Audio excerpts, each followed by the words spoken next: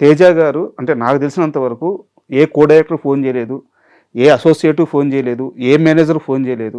తేజ గారు మీకు డైరెక్ట్గా ఒక కాల్ చేశారు, పలానా రోల్ ఉంది చేస్తారా, చేస్తే మీ ఇష్టం బాగుంటుంది, లేకుంటే మీ ఇష్టం అని ఒక మాటతో ఒక ఫోన్ కాల్తో చేశారు. మీరు తర్వాత తేజ గారిని అడిగారా అసలు నేను ఎలా గుర్తొచ్చాను, నాకు ఎందుకు కాల్ చేసావని చెప్పి? ఆయన ఫోన్ చేశారు.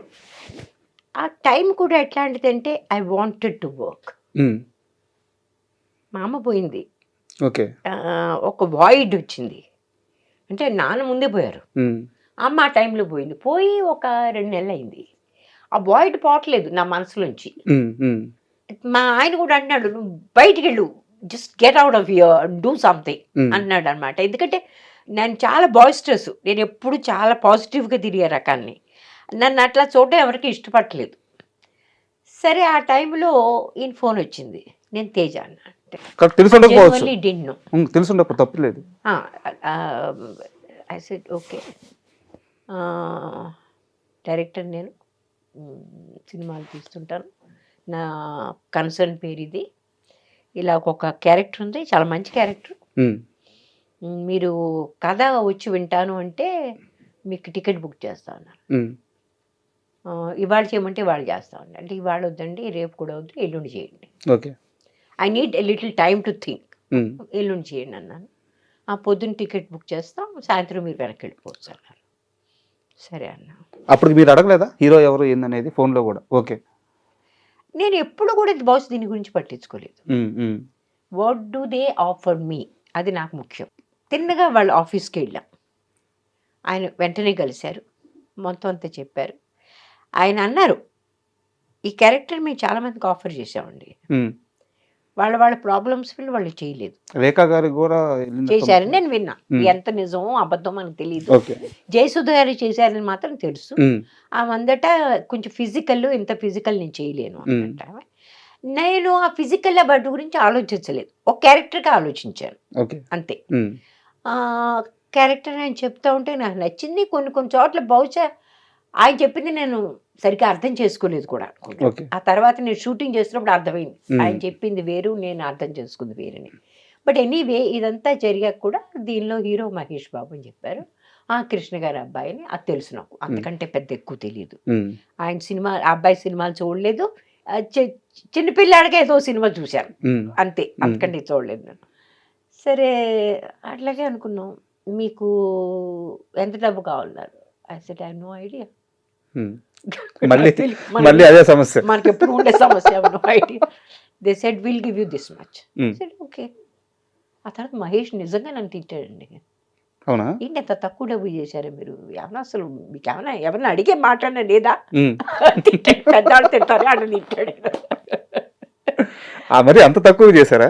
అంటే అంత తక్కువ అంటే నాకు తక్కువ అనిపించలేదు, కానీ ప్రపంచంలో చాలా మందికి ఇప్పుడు విజయశాంతి గారు సినిమా చేస్తారు, ఆవిడ 1 కోటి రూపాయలు తీసుకుంటాను అనుకుంటా.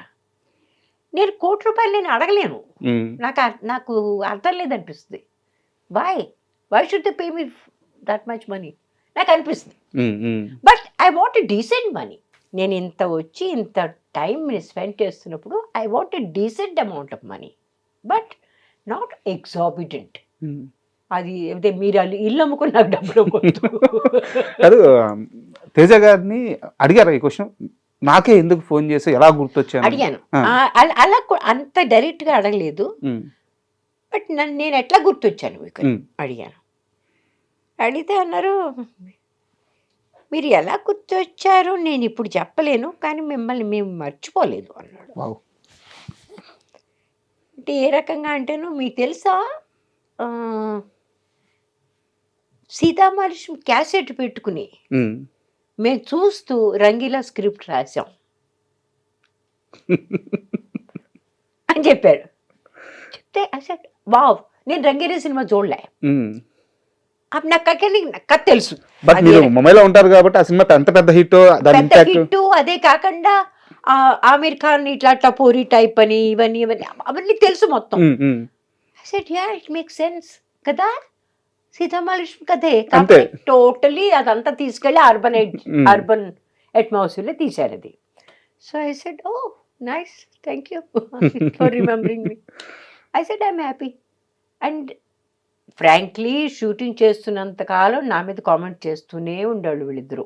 ఎవరు మేడం? మహేష్ గారు కూడా ఉమ్, మన తను కూడా. నేను డైలాగ్స్ నాకు నోటికి బాగా కంఫర్టబుల్గా అయ్యేంత వరకు నేను చెప్పను. ఉమ్, ఉమ్, ఉమ్. నేను బాగా కంఫర్టబుల్ ఫీల్ అవ్వాలి. అంతవరకు ఎన్ని సరే రీటేకులు నాకు నేనే చేసేసుకుంటా. ఓకే. కటే అంటాను మళ్ళీ మొదలు పెడతా. Um, I have to feel like I'm saying it from here. అది ప్రాబ్లం. ఆ పర్ఫెక్షన్ కోసం, ఆ పర్ఫెక్షన్ కోసం నాకు అది ఫీల్ అవ్వాలి. ఉమ్, ఉమ్, ఆ ఫీల్ అవ్వడం చాలా ముఖ్యం. ఆ టైంలో నేను రామేశ్వరుని కాదు, ఆ క్యారెక్టర్ని. ఉమ్. అలా ఆ రకంగా ఫీల్ అవ్వాలి నేను. అది నా మీద వీడు విక్రించేవాళ్ళు. ఈవిడు మళ్ళీ మర్చిపోద్ది, మళ్ళీ వాడు మర్చిపోతుంది అనుకునేవాళ్ళు వీడు. But I have a different problem. అది అర్థం కాలేదు.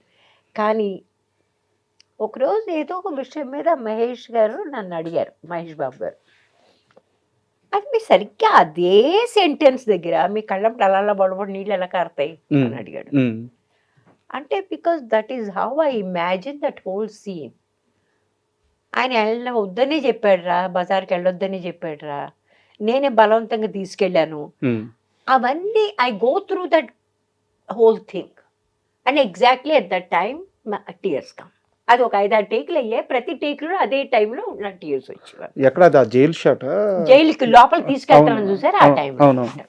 ఓ మై గాడ్, అతను నిజంగా హీ లైక్డ్ ఇట్. తనకి చాలా నచ్చింది ఆ విషయం. యాజ్ అన్ యాక్టర్ చాలా మంచి యాక్టర్ అతను. ఆ మంచి యాక్టర్కి ఇట్లాంటి విషయాలు నచ్చుతాయి, నచ్చాడు. అట్లాగే నేను సినిమా పూర్తయ్యాక సినిమాల్లో కూడా చాలాసార్లు తేజ అనేవాడు, మీకు తెలుసా ఈ సినిమా అయ్యాక అసలు మీకు ఖాళీ ఉండదు, మిమ్మల్ని ప్రతి వాళ్ళు అడుగుతారు సినిమాలు చేయమని, మీరు చాలా పాపులర్ అయిపోతారు. తమాషా ఏంటంటే మిగిలిన వాళ్ళు ఎలాగో అడగలేదు, ఆయన కూడా అడగలేదు.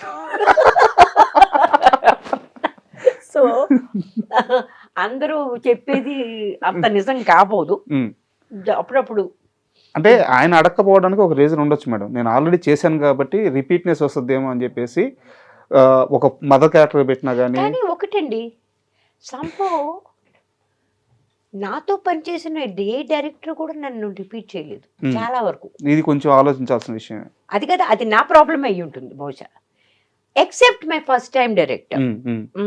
ఫస్ట్ టైం డైరెక్టర్ కాదు, 2-3. నిజం లాంటి పెద్ద సక్సెస్ తర్వాత అంత మంచి క్యారెక్టర్ చేసిన తర్వాత కూడా తెలుగులో ఎందుకు అవకాశాలు రాలేదు? తెలీదండి. ఎప్పుడన్నా మదన పడ్డారు? ఆలోచించారా? చాలా మంది నన్ను చేశారు, కాంటాక్ట్ చేశారు, అసలు అర్థం లేని రోల్స్కి.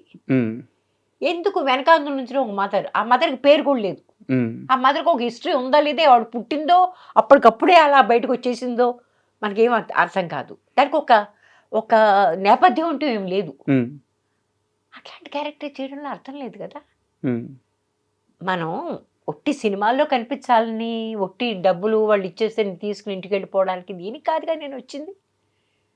What ever I do it has to have some meaning. అంటే నాకు క్వశ్చన్ ఉంది, అడగొచ్చా? ధైర్యం చేసి అడుగుతున్నాను. చెప్తాను. రామేశ్వర్ గారికి తెలివితేటలు ఎక్కువైపోవడం వల్ల సినిమాలు తక్కువైన అనుకోవచ్చా? వెరీ గుడ్ క్వశ్చన్, ఇంకోసారి అడగండి. మీకు తెలివితేటలు ఎక్కువైపోవడం వల్ల సినిమాలు తక్కువైన అనుకోవచ్చా? Correct, very very aptly put. చాలా అద్భుతంగా మీరు దీన్ని కరెక్ట్గా చెప్పారు. ఆ మాటకు వస్తే మీరే కాదు, నా మొట్టమొదటి ప్రొడ్యూసర్ రాజశ్రీ ప్రొడక్షన్స్, ఆయన మొట్టమొదటే నన్ను అన్నాడు, అమ్మా నువ్వు దయచేసి డైరెక్టర్ అయిపో, నీకు యాక్టర్గా పెద్ద కాలం నీకు కష్టం. మా డైరెక్టర్ కూడా అన్నాడు, లేఖనని కూడా, తల్లి నువ్వు ఏదైనా కాస్త డైరెక్షన్ మొదలుపెట్టు, ఎందుకంటే నీ యాటిట్యూడ్తోనూ నీ ప్రశ్నలతోనూ వేగిపోయి ఎవడో నేను సినిమాలు తీసుకోను. నేను ప్రతి దానికి అడిగేదాన్ని, లాజిక్ అడిగేదాన్ని. ఇప్పుడు ఒక సినిమాకి నాకు వచ్చిందండి ఆఫర్, 1935 అట. దానిలో కలకత్తాలో ఒక క్లబ్లో ఒక అమ్మాయి పాటలు పాడుతుందంట. ఆ క్యారెక్టర్కి నన్ను చెప్పారు. అసలు I'd love to do it. నేను అమ్మాయి ఆంగ్లో ఇండియన్, అదే కాదు మన హిందూ, నాట్ పాసిబుల్. హిందూ క్యారెక్టర్లో క్లబ్లో వెళ్ళి ఎట్లా పాట పాడలేదండి. హిందూ కానీ ముస్లిం కానీ ఆ టైంలో ఆంగ్లో ఇండియన్స్ మాత్రమే చేసేవాళ్ళు ఆ పని. ఇప్పుడు ఇది మీకు తెలియడం వల్లే కదా మీరు క్వశ్చన్ అడిగింది. మరి నా కర్మగాలు నాకు తెలుసు కదండి. నాకు వచ్చిన గొడవ అదే. అసలు ఏమీ తెలియకపోతే ఏ బాధ లేదు. లేదు, నాకు అన్ని తెలుసు, అదొక పెద్ద ప్రాబ్లం నాకు. అన్ని అని కాదు కానీ నాలో కొంచెం జిజ్ఞాస ఎక్కువ. సావిత్రి గారి సినిమా తీశారు చూసారా, సినిమా చూడలేదు నేను. మహానటి సినిమా చూడలేదు నేను.